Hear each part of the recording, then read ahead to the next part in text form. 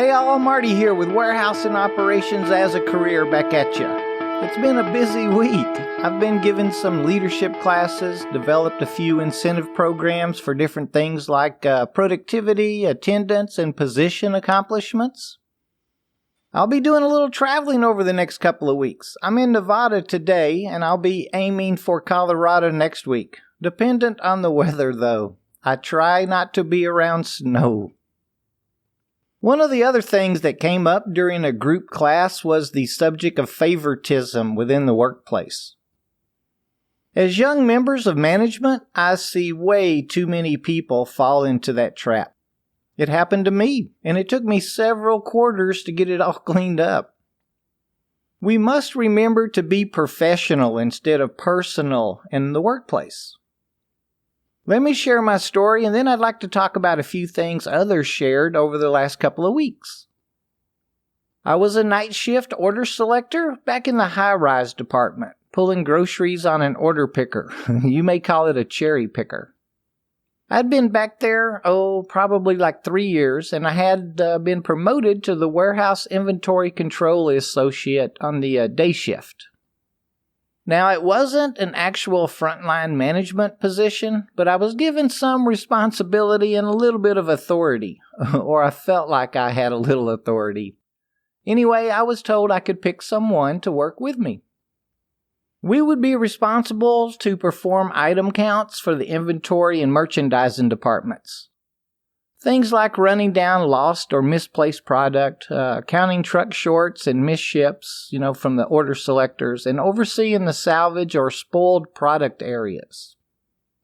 I really loved that segment of my career, but I almost threw it all away by acting off of a personal decision instead of a professional one.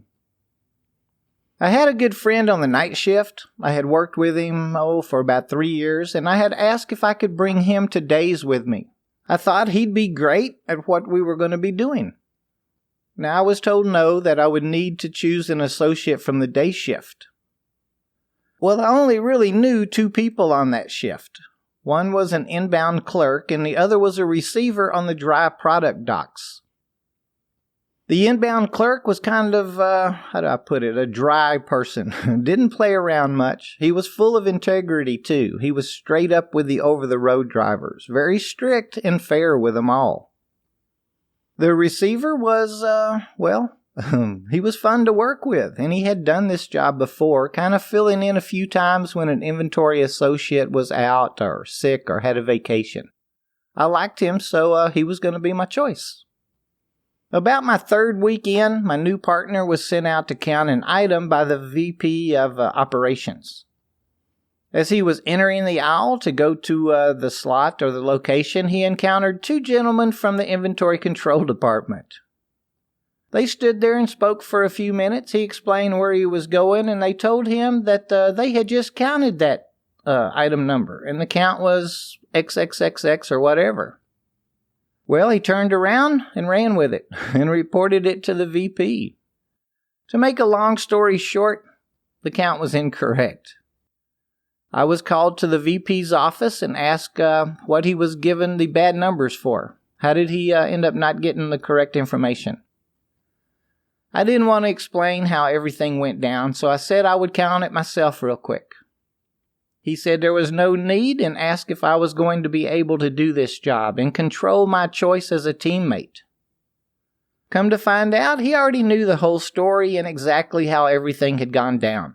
He was not pleased with a direct order from him not being carried out by what he considered to be my crew. Now, I did what most of y'all would have done. I went to my guy kind of yelling and screaming, asking why he didn't go count the product himself. He brushed the whole episode off and even threw in that did I really believe all his short and mispull counts were 100%?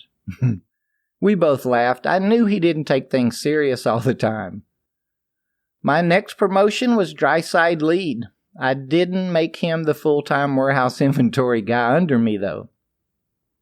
We both grew up as it related to responsibility and both ended up having great careers, but that was my last time to solely base a hiring decision on my personal feelings. Even today, I wish I had chosen the inbound clerk as my teammate. I still hate thinking of how I felt standing in that VP's office with him asking if he could count on me going forward. So what brought all this up today was a question presented to me at one of my leadership classes.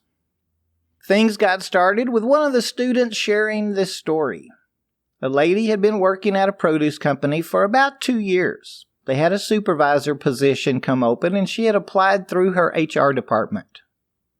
She'd spoken with her lead, her manager, and the general manager about, her interest in the position. The department manager ended up bringing in a supervisor from outside the company, and everyone seemed fine with her choice, understanding management needs to do what was best for the company at the time. It was explained to the internal candidate that the management team appreciated the enthusiasm, that her time would come, but for now they need an experienced supervisor, someone that could hit the ground running. She was fine with that, excited even, as she was told she could start receiving a little training here and there. Now, as it turns out, the new supervisor was a friend of the manager. A friend that had no produce experience and no supervision experience, and had been brought in at an inflated salary, it turns out. As you can imagine, the operation started going downhill pretty quickly. Within 3 quarters, the company had lost some very productive employees. Expenses went up and productivity went down. We were told the manager and the supervisor were both terminated. The company hired a new manager who immediately named the original internal associate her dock supervisor. As the story goes, everyone prospered and the company grew. The question that was brought up in class was, is it legal for a manager to hire or promote anyone they want to a new position? The easy answer is yes, as long as they do not discriminate against anyone else. A weak manager may choose a friend over the more qualified candidate as long as he or she does not discriminate against another. Looking back, that is exactly what I did in my first position of kind of non-authority. As I mentioned, I still think about that. Did I change his life going forward by not selecting him? I'd like to think not, but I have no way of knowing it. It's important to remember, though, that there are consequences or actions based on every decision that we make. This particular produce company lost several high-producing associates due to the incompetencies of the old manager and supervisor. In the long run, the manager did not do the friend any favors either by giving them a position that they were not qualified for and ended up losing their jobs for both of them. The moral to today's story is, and we've spoken to it several times here at WAOC, is that we need to keep our personal opinions, feelings, partnerships, and objectives separated from our professional lives. Business is business, ladies and gentlemen. There's a few thoughts on hiring and promoting, friends. Oh, and another thing that came up real quick was, is it illegal if a company refused to hire a husband or wife, even a relative, just because someone related to them already works there? The easy answer is no, and actually many companies have such written into their handbook. That is a rule for many different reasons. Maybe the hiring agent feels like if one person is terminated for cause, both employees will be lost. If there's a divorce between 2 associates, things could kind of bleed over into the workplace. Should there be an emergency within a family, several people could need to take off at a time. I almost forgot to mention that question.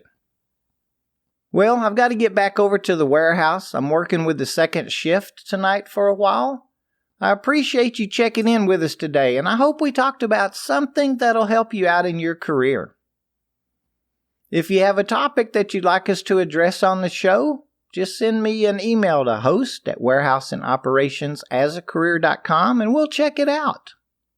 And remember that you can always get your questions and concerns answered by those on the floor by sending a message through our Facebook and Twitter feeds using that little @ WHSEANDOPS.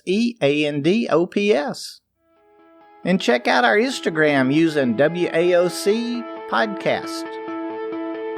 Until next week, have a great, productive, prosperous, and above all, safe week out there.